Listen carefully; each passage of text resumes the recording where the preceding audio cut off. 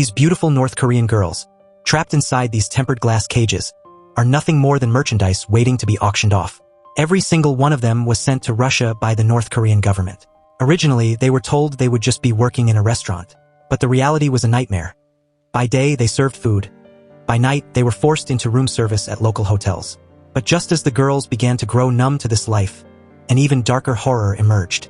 The person selling these girls to Russian mafia syndicates was none other than the consul general of the North Korean consulate in Russia. And the man secretly filming this entire horrific scene? He is a top-tier secret agent from South Korea. Let's rewind the clock to a few months ago. This man is Joe, a section chief at South Korea's National Intelligence Service. Everyone just calls him Joe. He's a black op agent, a specialist in high-stakes overseas missions. Currently, he's on a clandestine mission in a Southeast Asian country. Joe returns to a motel he's visited before. Inside, a woman starts to undress out of habit, but Joe stops her, revealing his true identity. Then, as usual, he sets up his phone to record and hooks the woman up to a lie detector. To his surprise, she has a gift for him. Turns out this woman is a secret informant Joe planted long ago. South Korea is currently investigating a transnational drug smuggling ring, which is actually a front for North Korean operations. She had provided crucial leads before, but before Joe leaves, he needs to cross-check the information one last time. Facing the camera, the woman tearfully shares her story. She was originally sent to Russia by North Korea to earn foreign currency for the regime. According to their laws, those sent abroad must leave their families behind as collateral. So, she had to leave her husband and child to travel alone to Vladivostok for training and work. One day, while she was working at the restaurant, officers from the North Korean Ministry of State Security suddenly stormed in. They ordered her to return home immediately.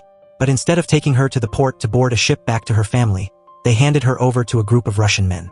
After being trafficked through Beijing, she was sold to this motel in Southeast Asia, where she has endured endless humiliation and abuse. Following orders from his superiors, Joe asks for clarification on the ice she mentioned. The woman confirms it with her own lips. It's methamphetamine. With that, the lead on the meth smuggling ring is officially confirmed.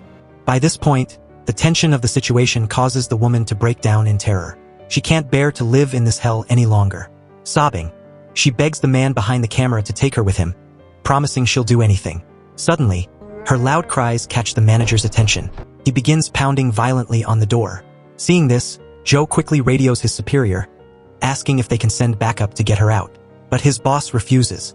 The budget hasn't been approved, and technically, this op is off the books. He tells Joe to retreat alone. The message is clear.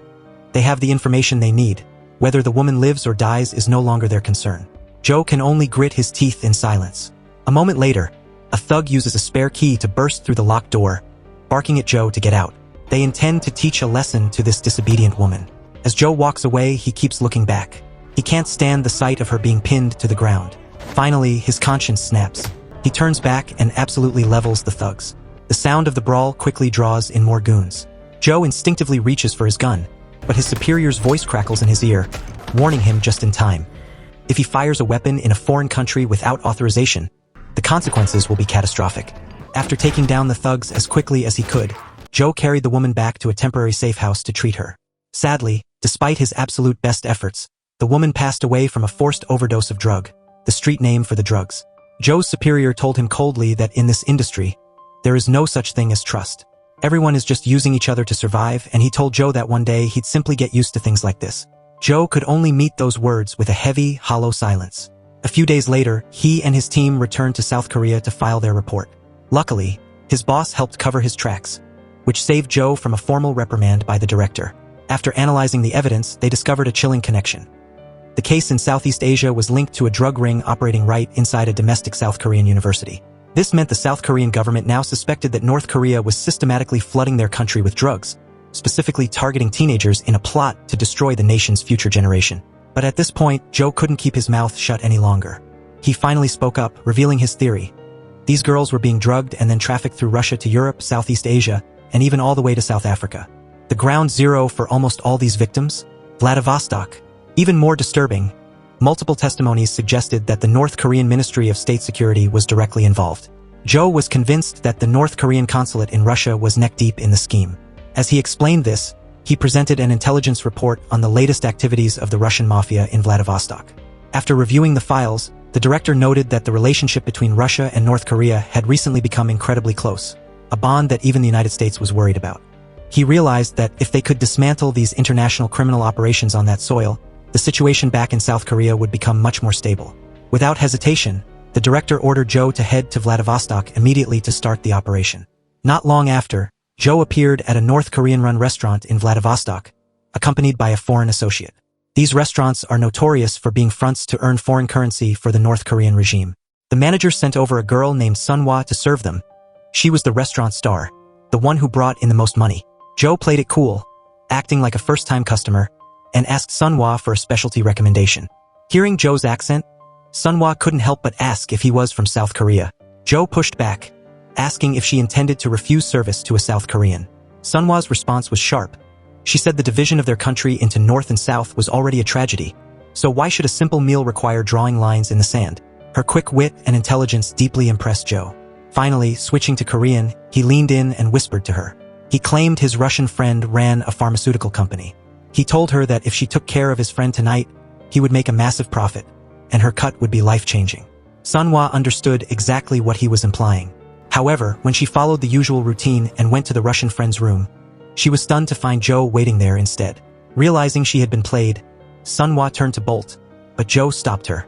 He told her she was free to leave if she wanted, but first, she should take some medicine home for her sick mother. That one sentence hit her where it hurt and shattered her defenses. Joe seized the opportunity, making her a solemn promise. If she cooperated with him, the South Korean government would guarantee her protection.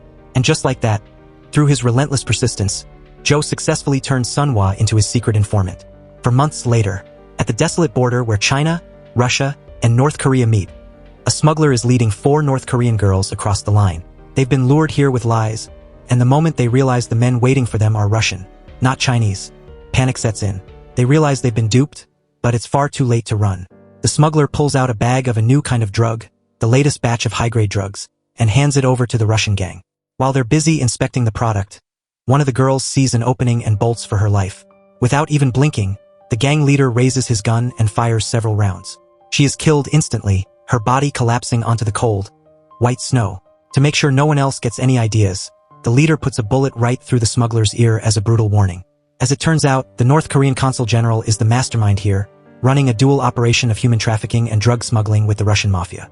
Later that night, the smuggler, still fuming from his ear injury, drags one of the women back to his place, intending to vent his frustrations on her. But in the blink of an eye, a dart whistles through the air, grazing his other ear. Then, several more darts fly out of the shadows, pinning him down. The man behind the attack? None other than Inspector Park. Having captured the middleman, Park hauls him straight to the North Korean consulate. The consul general tries to play the friendly host, rushing out to light a cigarette for Park. But Park isn't interested in brown-nosing. He makes it crystal clear. He's only here to investigate the case, and he doesn't give a damn about the consul's status or authority. Desperate to bury the evidence of his crimes, the consul general has to find a way to silence the witness. Just as Park is about to start the interrogation, the consul bursts into the room, sabotaging the entire process. He slams a large piece of paper in front of the middleman, demanding a confession. When the man stays silent, the consul loses it. He jams the tip of a pen straight through the man's nose. It's a terrifying message. Take the fall for everything, or your family back in North Korea will suffer the consequences. But Park isn't a rookie. He's already secretly planted a listening device under the interrogation table. Later, the consul general takes Park to a North Korean restaurant for a meal. The second they sit down, the mask slips, and he shows his true, sinister face. Park stays calm, explaining that with so many North Koreans mysteriously vanishing at the border recently, he's just following orders to investigate. The consul doesn't buy it for a second. Instead, he tells a chilling story about a former North Korean hero named Jong who worked for national security. After a high-ranking official passed away and sparked a wave of defections in Berlin, Jong tried to flee the country. During the escape, his pregnant wife was shot and killed. Jong swore he would get his revenge on North Korea, but the moment he arrived in Vladivostok, he vanished without a trace. The consul leans in, making it clear that he was the one who made Jong disappear. He tells Park that traitors always use the same excuse when they're caught, that they were tricked by South Korean agents. As the two men trade verbal jabs and test each other's limits, Sunhwa slowly approaches their table with a food cart. The moment Park sees her, he freezes in his tracks. The consul is a shark. He immediately senses the tension and realizes Park and the server are likely old acquaintances. He taunts Park, boasting that Sunhwa is the best server in the house and that winning her favor is no easy task. Park doesn't say a word. He quietly picks up his utensils as the restaurant's nightly performance begins. Sunhwa steps onto the stage and begins to sing a soulful love song. Her eyes are locked directly on Park, and the more he listens, the heavier his heart feels with every note. Suddenly, the mood is shattered by an emergency call. Park immediately rushes back to the consulate with the consul general. But what's waiting for him isn't an emergency. It's a crime scene. He finds the dead body of the middleman, along with a written confession. It's obvious the man was silenced and liquidated, but the consulate staff sticks to their story, coldly claiming he took his own life. The moment the consul general walks away, Park lunges for the interrogation table to check his equipment, but the space underneath is empty. A consulate staffer hands him his bugging device with a smug, mocking tone, claiming the middleman accidentally broke it before he died. Park doesn't believe a single word of this explanation, but he knows better than to argue there. He storms out of the consulate and heads straight to his hotel room, where he finally lets his pent-up rage explode. Once he cools down, he opens his laptop to draft a detailed surveillance report on the consul general, documenting every red flag and suspicion he's gathered so far. Meanwhile, Sunhwa is starting her nightly room service shift. The restaurant manager drives her to the hotel as usual, giving her a sharp warning before she gets out. Be quick about it, and don't dawdle like you did last time. In reality, Sunhwa is there to meet Joe, but they have to play their roles perfectly. As soon as she enters the room, she sheds her outer coat to reveal a seductive dress underneath. But Joe immediately steps out from the adjoining room and wraps the coat back around her shoulders, showing his respect. He hands her several boxes of medicine for her mother. It turns out he's been her secret lifeline, supplying these meds for a long time. Joe goes a step further, promising that he can eventually get her mother to Seoul for surgery. But tonight, Sunhwa's mind is elsewhere. She asks a question she's never dared to ask before. When can I finally leave Russia? The moment the words leave her lips, the agents monitoring her through a hidden heart rate sensor see her vitals spike. She is incredibly tense. Sunhwa shakes her head, trying to play it off, and makes an excuse.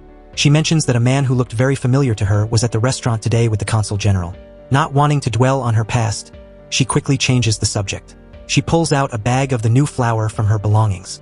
She explains the sinister scheme. If a customer wants takeout, the manager gives the staff these drugs to slip into the customer's drink. Once the victim is hooked and addicted, the real drug deals begin. Joe tests the sample on the spot.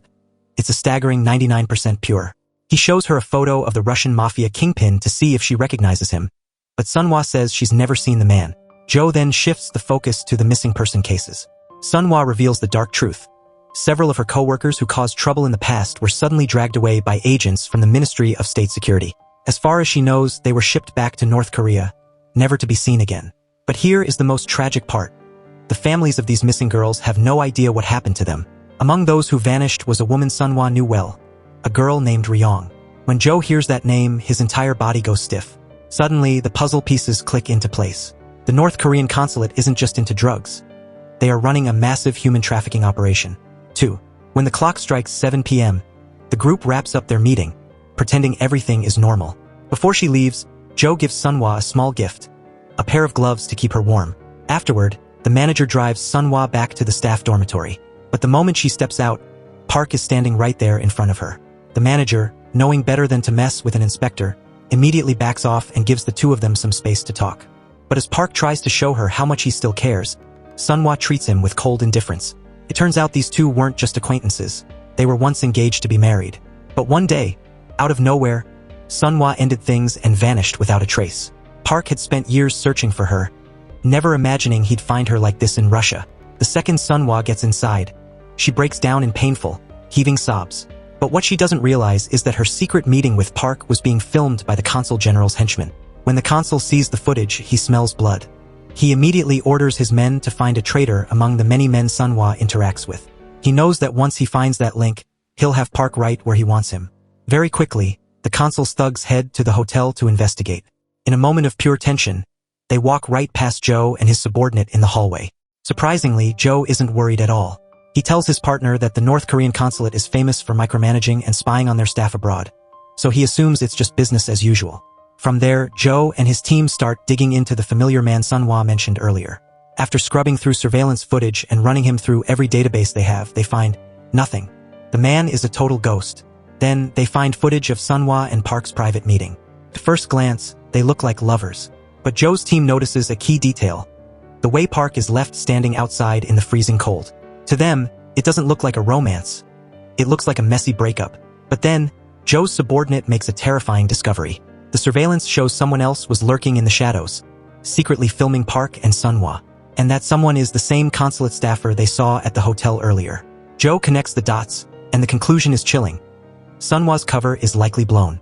Without a second thought, Joe decides they have to get Sunhwa out of there before things get deadly. His partner tries to talk him down, warning him that a reckless move could put everyone in the line of fire.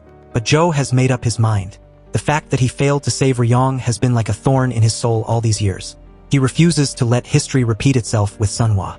Meanwhile, in another part of the city, the consul general is leaning in close to a monitor. He's watching Park's every move through a pinhole camera his men secretly installed. And right there on the screen, in plain sight, he's reading the top-secret report on Park's computer. It turns out Park wasn't just a guest. He was actually there to put the consul general under a microscope. But the situation gets even deadlier when the consul uncovers Sunhwa's deep-seated secret. That very same night, a group of hitmen dressed in black slip into Park's room. Park's reflexes are top-tier. He takes them down without breaking a sweat.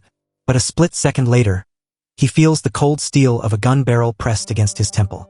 The gunman tells him not to make a move, claiming he's only there on the consul's orders to invite him back to the consulate for a little chat. Once there, the consul plays a surveillance tape that changes everything.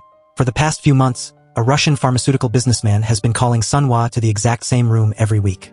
But there's a catch. Every single time, two men in black glasses were seen entering the room next door, and the two rooms are connected by a secret door. Realizing the scale of the betrayal, the consul immediately orders his men to raid the staff dorms. Meanwhile, Joe, who has been keeping a 24/7 watch on the consulate, sees a fleet of cars racing out of the compound toward the restaurant dorms. He slams on the gas to follow them, while calling his partner and barking orders to watch every other suspicious location and report any movement immediately. Back at the dorms, Park's team is tearing the place apart, flipping mattresses and dumping drawers. While searching Sunhwa, Park leans in and whispers, "What on earth have you done?" Sunhwa just keeps her head down, not saying a word. Then, Park shows her the photos of the two men in black glasses. Seeing the panic in her eyes, Park realizes she's in way over her head. He quickly gives her a script to follow. "When they interrogate you, you have to deny everything. Tell them the South Koreans approached you first, and the only reason you stayed in contact was to help me gather intelligence on them." Sunhwa is then dragged back to the consulate to be interrogated by the consul general himself. It's during this brutal session that the heartbreaking truth of her past is finally revealed. Her mother had been diagnosed with cancer, and her father was caught smuggling goods just to pay for her treatment. To save her family from ruin, Sunhwa had to travel thousands of miles to Russia to work as a foreign currency earner for the regime.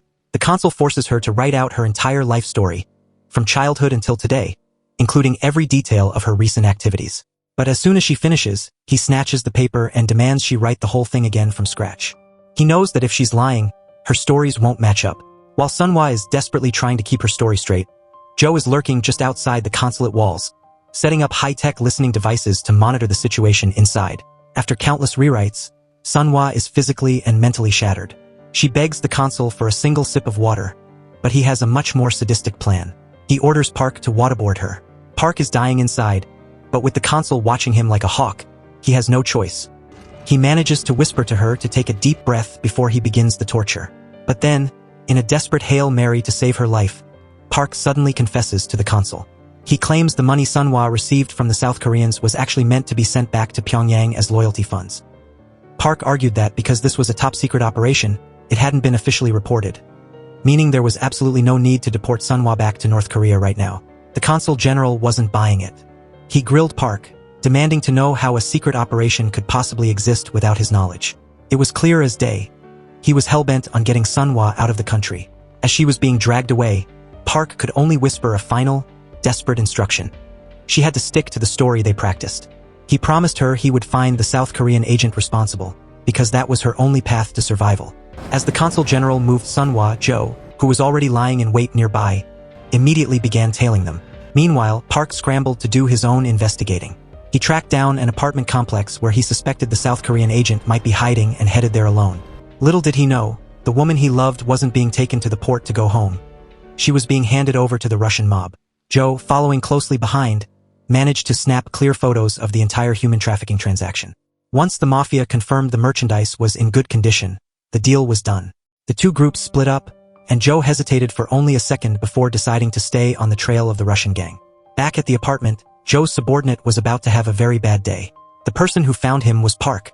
Park drove to the location and stealthily climbed the external fire escape to break into the unit. Hearing the commotion and sensing danger, the subordinate tried to bolt, but he only made it a few steps before Park grabbed him by the hair. The two men immediately broke into a brutal scuffle, tumbling down the stairs in a violent heap. Luckily, Park's strength won out, and he managed to pin Joe's partner down. He then snatched the man's phone and sent a photo to Joe with a direct message. "Call me back right now." By this time, Joe had tracked the mob all the way to their secret lair. After realizing who was on the other end of the line, Joe quickly explained the life-or-death situation. Once they were on the same page, he sent over all the photos he had taken. When Park saw the images of the woman he loved being sold like property, he froze in pure horror. He slammed his car into gear and floored it toward the location. But the consul general's henchman was already waiting for him and immediately gave chase, reporting back to the consul that Park was heading straight for the auction house. The consul general was livid. He ordered his driver to pull a frantic U-turn while calling the Mafia boss to warn him. But little did they know, someone had already infiltrated the auction house ahead of them. That person was none other than Joe. Facing a literal army of gangsters, Joe didn't flinch for a second. He stayed cool, mentally mapping out the position of every guard in the room. Suddenly, the sound of gunfire erupted, echoing through the halls. Both the Mafia boss and the consul were stunned. They couldn't believe Park had arrived so quickly. They had absolutely no idea that it was actually the South Korean agent who had launched the initial assault. Inside, Joe was making short work of the first wave of goons. At that same moment, Park smashed his car right through the front gates. He gunned down the sentry and charged into the building. The consul's henchman was hot on his heels, and the two began a high-speed shootout from their moving cars. In the end, Park's superior skills won out, sending the enemy car flipping over into a wreck. Without missing a beat, Park stormed the building, taking on multiple enemies all by himself. Meanwhile, Joe was in the middle of his own bloody battle. As they both fought their way deeper into the facility, the two men finally crossed paths, coming face to face right on the floor of the auction. Even though their two countries were locked in a bitter, centuries-old conflict, in this moment, the two agents had to put their differences aside. They formed a temporary, desperate alliance. Within seconds, the Mafia boss and a swarm of goons descended upon them. Since the display cases in the room were all made of heavy-duty bulletproof glass, Joe and Park used them as tactical cover to trade shots with the enemy. But the Russian mob quickly caught on. They started using the bulletproof cages as moving shields, slowly pushing them forward to corner the two agents. The Mafia boss was a tough nut to crack, but thanks to the flawless, almost instinctive teamwork between the South and North Korean agents, they finally managed to put him down for good. With the boss out of the way, they quickly rounded up the terrified girls and headed for the exit. But just as they reached the door, Park's instincts screamed that something was wrong. "Get down! Run!" he yelled. A split second later, the consul general and his two remaining henchmen, who had been lying in wait, opened fire. Several girls who couldn't run fast enough were gunned down instantly, and the air was filled with blood-curdling screams. The consul was using the innocent women as bait, trying to flush Park out into the open. In that critical moment, Joe's subordinate arrived just in time to provide backup. But the consul's firepower was overwhelming. Even with the extra hand, they couldn't end the fight immediately. What followed was a brutal, grueling war of attrition. After a fierce exchange of lead, everyone was wounded to some degree. But amidst the chaos, Park and Joe found an opening and managed to take out the consul's two henchmen. However, the victory came at a high price. Park was hit, and he was hit bad. He realized right then and there that he wasn't going to make it out of this building alive. But to save the others, he decided to make one final, heroic gamble. Park began firing rapidly to draw the consul's attention, intentionally shooting out the car windows to create a distraction. Joe, refusing to let him face death alone, followed close behind. When the consul followed the sound of the shots to the car, he found the back seat empty. Using the momentary lapse in the consul's focus, Park popped up from the opposite side and unleashed a hail of bullets. The consul took a round to the arm, but he was fast. He managed to pump a bullet straight into Park's stomach. Both men collapsed. The consul, still having the upper hand, crawled toward Park to finish the job. But before he could pull the trigger, Joe appeared and sent that monster straight to his grave. When the smoke cleared, Joe was the only one left standing, though he was covered in wounds. He dragged his battered body over to Park to listen to the final words of the agent from the enemy state. Park used every ounce of his remaining strength to speak. Then, Sunhwa, consumed by an agonizing grief, knelt beside the man she loved and stayed with him until his heart finally stopped. Some time later, Joe returned to South Korea to file his final report. He revealed the true scale of the horror in Russia. Criminal organizations were using these North Korean victims for a second round of human trafficking, forcing them into the adult industry on legal websites, coerced prostitution, and drug running. Because of these women, the syndicates were raking in over $1 million every single month. However, the top brass were only interested in one thing. Joe hadn't secured the specific intel they wanted, the exact source of the drugs and their distribution channels. As for Sunhwa, after giving her testimony at the embassy, she made a simple request. She wanted to go somewhere far away to start over. Before this, the South Korean government had tried to use middlemen to smuggle her mother out of North Korea, but the news was devastating. Her mother had passed away from a heart condition during the journey. With nothing left for her, Sunhwa was eventually relocated to Japan. After the official debriefing, Joe's subordinate couldn't help but ask, "What did Park say to you right before he died? Did he ask you to take care of Sunhwa?" Joe was silent for a long moment. Then he spoke. "Actually, he asked me if there was any way I could save his life, because he said he wasn't ready to die yet." And that brings us to the end of today's story. If you enjoyed this deep dive into this intense thriller, don't forget to like and subscribe. Thanks for watching, and I'll see you in the next one.